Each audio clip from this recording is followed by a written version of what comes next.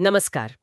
आज हम एक ऐसी किताब पर बात करने जा रहे हैं जो आज़ादी के साथ जो बंटवारा हुआ उसके दर्द को बहुत सीधे तरीके से महसूस कराती है। खुशवंत सिंह का 1956 का उपन्यास ट्रेन टू पाकिस्तान। जी हाँ। और ये सिर्फ एक कहानी नहीं है, ये उस दौर का एक आईना है। सलमान रुश्दी जैसे बड़े लेखकों ने भी इसकी तारीफ की है। बिल्कुल। और ये आईना हमें सिर्फ सियासी घटनाएं नहीं दिखाता। नहीं, ये हमें ले जाता है सीमा के पास बसे एक छोटे से गांव में। मनो माजरा एक काल्पनिक गांव है ये। अच्छा। और वहां रहने वाले जो आम लोग थे, सिख, मुसलमान, उनकी नजर से ये पूरी उथल पुथल को दिखाता है।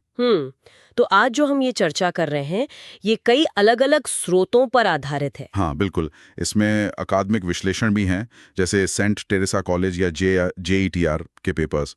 फिर पाठकों ने क्या कहा, जैसे रेडिट पर जो बातें हुई वो भी हमने देखी हैं। तो कुछ तुलनात्मक अध्ययन भी हैं, लिटरेचर्स का अपना विश्लेषण है, पात्रों और थीम्स का, और हाँ, सामान्य जानकारी और रिव्यूज भी हैं।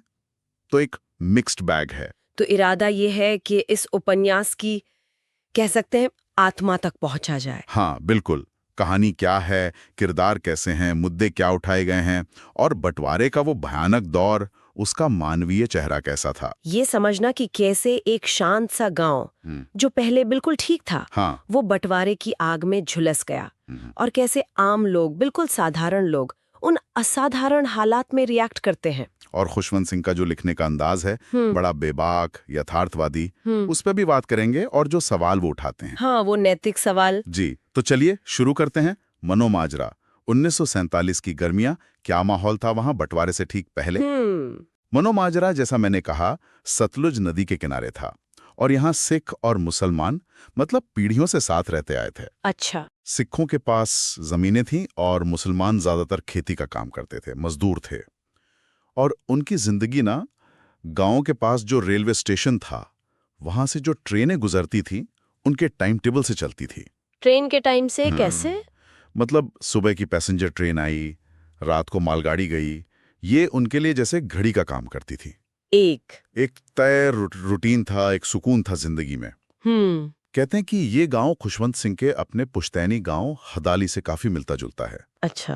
और फिर इस शांत माहौल में उथल पुथल शुरू होती है एक कत्ल से। हाँ, गांव का इकलौता हिंदू साहूकार था लाला रामलाल। उसकी डकैती होती है और हत्या कर दी जाती है। और ये कौन करता है? ये काम करता है मल्ली नाम का एक डाकू और उसका गिरोह, लेकिन वो बड़े शातिर थे। अच्छा। कत्ल करके वो गांव के ही एक सिख लड़के जगत सिंह उर्फ जुग्गा, जो थोड़ा बदनाम था, उसके घर के बाहर टूटी हुई चूड़ियां फेंक जाते हैं, ताकि शक जुगा पड़ जाए। बिल्कुल। जुग्गा का रिकॉर्ड वैसे भी ठीक नहीं था, और इत्तेफाक से उस रात वो गांव के इमाम की बेटी नूरान, जो उसकी प्रेमिका थी, उसके साथ था, तो उसके पास कोई आलिबाई भी नहीं थी। ओह, तो एक तरफ ये कत्ल हो गया और दूसरी तरफ बाहर की दुनिया में बंटवारे का माहौल गर्म हो रहा है। हाँ, दोनों चीजें साथ साथ चल रही हैं। और फिर गांव में दो बाहरी लोग आते हैं। कौन? एक तो पुलिस आती है मजिस्ट्रेट हुकुमचंद के साथ, और ठीक उसी वक्त इकबाल सिंह नाम का एक पढ़ा लिखा, बाहर से पढ़कर आया हुआ है सामाजिक कार्यकर्ता भी पहुंचता है। उसका क्या काम था वहां?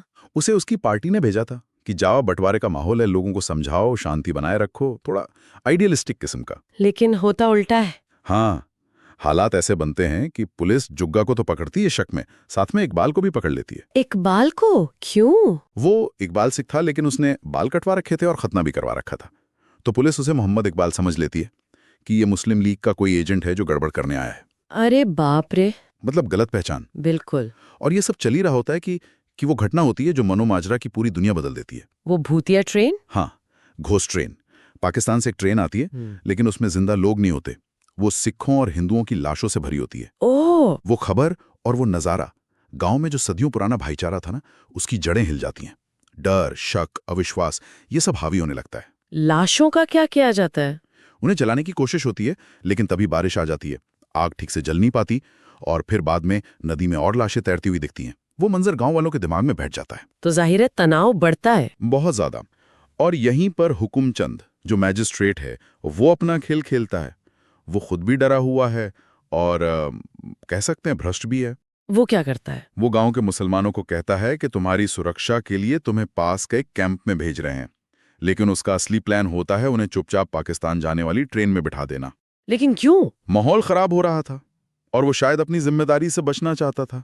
इसके लिए वो अफवाहें फैलाता है और बड़ी चालाकी से डाकू मल्ली और उसके गैंग को जेल से छोड़ देता है। मल्ली को, जिसने कत्ल किया था? हाँ, ताकि रामलाल की हत्या का शक पक्का मुसलमानों पर जाए और गांव के सिख उनके खिलाफ भड़क उठें।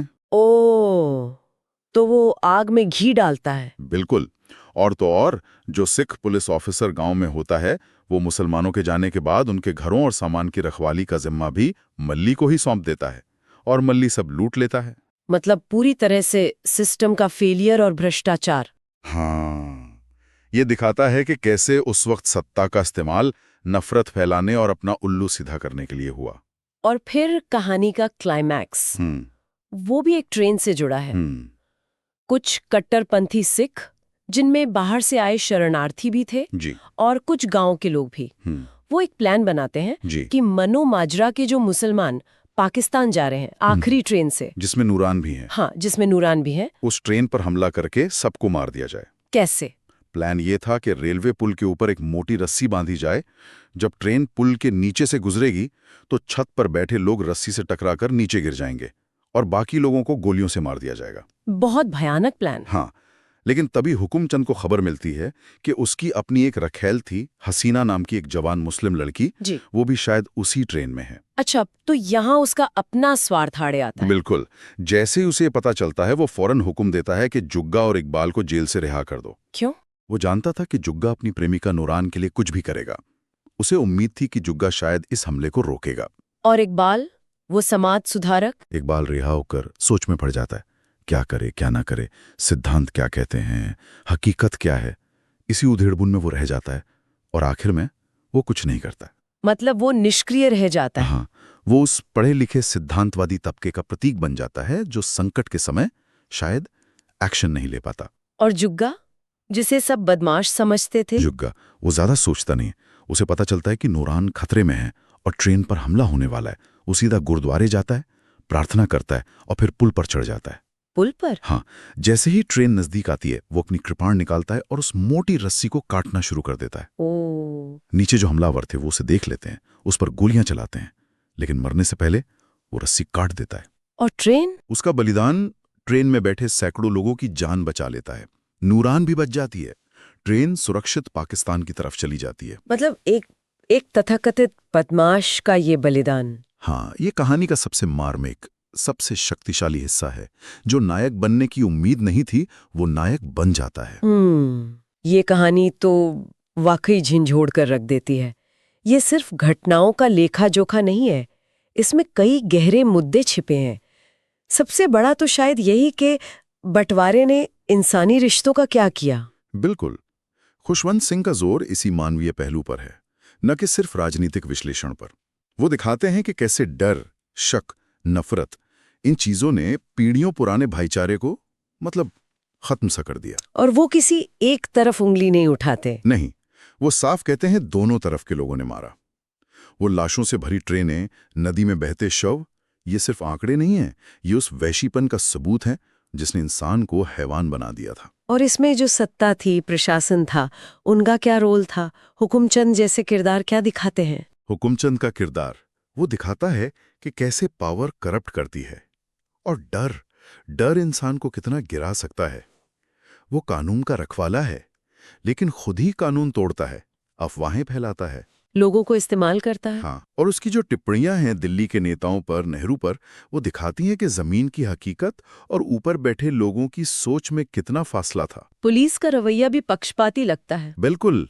सब इंस्पेक्टर का किरदार भी भ्रष्ट और सांप्रदायिक नजर आता है। ये उपन्यास उस समय की पूरी नौकरशाही और पुलिस के, कह सकते हैं, नैतिक पतन को दिखाता है। ये सिर्फ कुछ लोगों का भ्रष्टाचार नहीं था, ये सिस्टम में एक तरह की सड़न थी जिसने त्रासदी को और भयानक बना दिया। तो क्या उपन्यास ये कहता है कि मुश्किल हालात में नैतिकता बचती ही नहीं? जैसे इकबाल जो इतना पढ़ा लिखा है वो कुछ नहीं करता, और जुग्गा जो अनपढ़ है, बदमाश है, वो हीरो बन जाता है। हाँ। ये उपन्यास ना नैतिकता और हीरोइज्म की जो हमारी बनी बनाई धारणाएं हैं, उन पर सवाल खड़े करता है। इकबाल के पास विचार हैं, सिद्धांत हैं, पर हिम्मत नहीं। वो अपनी सुरक्षा, अपनी दुविधाओं में फंसा है। दूसरी तरफ जुग्गा है, जिसे समाज ने खारिज कर दिया है, लेकिन जब वक्त आता है तो वो प्यार के लिए, इंसानियत के लिए सबसे बड़ा बलिदान दे देता है। तो क्या ये हालात हैं जो इंसान को अच्छा या बुरा बनाते हैं? शायद खुशवंत सिंह यही दिखा रहे हैं कि संकट के समय किताबी बातें काम नहीं आती, दिल की आवाज, जज्बात, वो ज्यादा मायने रखते हैं। जुग्गा का एक्शन शायद तर्कसंगत ना हो, लेकिन वो मानवीय है। और जुग्गा के इस एक्शन के पीछे एक बड़ा कारण नूरान खिलोस का प्यार था। ये प्रेम कहानी इस नफरत के माहौल में कैसे पनपती है? जुग्गा और नूरान का रिश्ता वो मजहब और समाज की बनाई दीवारों से ऊपर है।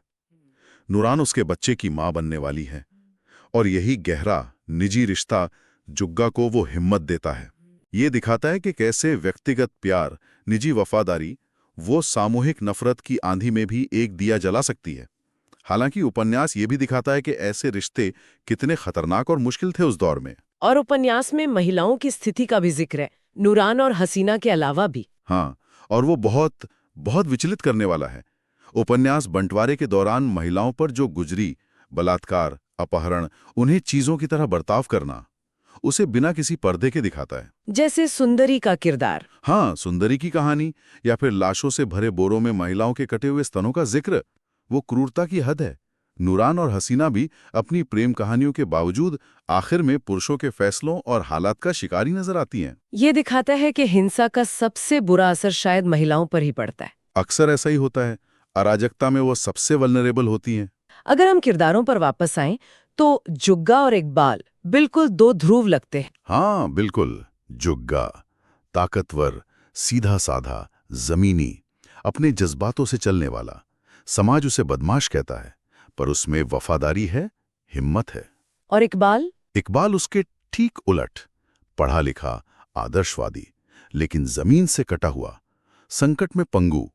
वो सोच सकता है, विश्लेषण कर सकता है, पर कुछ बदल नहीं सकता। ये दोनों जैसे दो अलग-अलग भारत के प्रतीक भी लगते हैं। कह सकते हैं, एक वो भारत जो अपनी जड़ों से जुड़ा है, जज्बाती है, और दूसरा वो जो आधुनिक है, बौद्धिक है, पर शायद कहीं ना कहीं कमजोर है। और हुकुमचंद, वो ना पूरी तरह विलेन है ना हीरो। हुकुमचंद बहुत कॉम्प्लेक्स किरदार है। वो भ्रष्ट है, डरपोक है, अपनी ताकत का गलत इस्तेमाल करता है, लेकिन उसके अंदर कहीं एक अपराध बोध भी है। वो छिपकलियों वाला जिक्र? हाँ, उपन्यास में बार बार जिक्र आता है कि छिपकलियां उसे घूरती हैं। शायद वो उसके अपने अंदर का डर, उसका गिल्ट है, जो उसे चैन नहीं लेने देता। वो हालातों का मारा भी है और उनका फायदा उठाने वाला भी। वो उस औसत इंसान जैसा है जो मुश्किल में सही गलत के बीच झूलता है और अक्सर अपने फायदे का रास्ता चुनता है। कुछ अकादमिक नजरिए से भी इस उपन्यास को देखा गया है, जैसे कल्चरल मटीरियलिज्म या सांस्कृतिक भौतिकवाद। इसका क्या मतलब है यहाँ? इसका मतलब है कि घटनाओं को सिर्फ मजहबी नफरत के चश्मे से ना देखें, उसके पीछे के सामाजिक, आर्थिक कारण भी समझें। जैसे मनोमाजरा में सिख जमींदार हैं, मुसलमान खेती और मजदूर। ये जो आर्थिक ढांचा है, क्या उसने भी तनाव को बढ़ाया? हाँ, ये भी एक एंगल हो सकता है। और फिर अंग्रेजों की बनाई पुलिस व्यवस्था, उसका भ्रष्टाचार, वो भी एक बड़ा फैक्टर था। साथ ही उपन्यास में एक आवाज नहीं है, कई आवाजें हैं। इकबाल का नजरिया, हुकुमचंद का, जुग्गा का, मीत सिंह का। मतलब पॉलीफोनी। हाँ, बिल्कुल, बख्तीन वाला कॉन्सेप्ट। खुशवंत सिंह हमें एक ही सिचुएशन को कई अलग अलग किरदारों की आंखों से दिखाते हैं। कोई एक परम सत्य नहीं है। और ये जो सत्ता को चुनौती देने वाली बात है, जैसे जुग्गा का आखिर में किया गया काम। हाँ, उसे अकादमिक भाषा में सबवर्जन कह सकते हैं। मतलब जो स्थापित व्यवस्था है, जो ताकतवर इरादे हैं, उनको पलट देना। जुग्गा जो समाज के हाशिए पर है, वो उस पूरी नफरत भरी योजना को अकेले ही नाकाम कर देता है। ये दिखाता है कि एक अकेला इंसान भी फर्क ला सकता है। हाँ, ये दिखाता है कि सत्ता चाहे कितनी भी जालिम लगे, उसे चुनौती दी जा सकती है, भले ही कीमत जान देकर चुकानी पड़े। उपन्यास में प्रतीकों का भी बहुत इस्तेमाल है। ट्रेनें तो इस उपन्यास का सबसे अहम प्रतीक हैं। शुरू में वो गांव की रोजमर्रा की जिंदगी, उसकी नियमित लय का प्रतीक हैं। हाँ, वो घड़ी की तरह। बिल्कुल, लेकिन बंटवारा शुरू होते ही वही ट्रेनें मौत, डर, पलायन, इन सब का भयानक प्रतीक बन जाती हैं। वो भूत या ट्रेन सबसे बड़ा उदाहरण है। और अंत में वही ट्रेन जिसे पाकिस्तान जाना है, वो उम्मीद का, जान बचने का प्रतीक बन जाती है, जिसे जुग्गा बचाता है। ट्रेनें एक तरह से आधुनिकता का भी प्रतीक हैं, जो विकास भी लाती हैं और विनाश भी। और वो पुल जहाँ सब कुछ होता है आखिर में। हाँ, रेलवे पुल भी बड़ा सिंबॉलिक है। वो दो मुल्कों को जोड़ने वाली चीज है, लेकिन उसी पर सबसे भयानक हिंसा का प्लान बनता है और उसी पर जुग्गा का बलिदान होता है। तो पुल जुड़ाव का भी प्रतीक है, बंटवारे का भी, हिंसा का भी और आखिर में इंसानियत की जीत का भी। टूटी ही चूड़ियों का भी जिक्र था शुरू में। हाँ, चूड़ियां आमतौर पर सुहाग खुशहाली का प्रतीक होती हैं, लेकिन जब मल्ली का गुरोह उन्हें जुग्गा के आंगन में फेंकता है तो वो साजिश और अपशगुन का प्रतीक बन जाती हैं। और सुंदरी के केस में? सुंदरी की कहानी में टूटी चूड़ियां उसकी इज्जत के लुट जाने, उसकी पवित्रता के भंग होने का प्रतीक हैं। ये छोटी छोटी चीजें कहानी में बहुत गहरा मतलब डालती है। आज के समय में ये उपन्यास कितना प्रासंगिक है, लोग क्या कहते हैं इसके बारे में, जैसे रेडिट वगैरह पर? पाठक आज भी इससे बहुत कनेक्ट करते हैं। कई लोगों का मानना है कि उपन्यास में जो सांप्रदायिक नफरत, राजनीतिक चालें या भीड़ की हिंसा दिखाई गई है, वैसी चीजें आज भी समाज में कहीं ना कहीं दिख जाती हैं।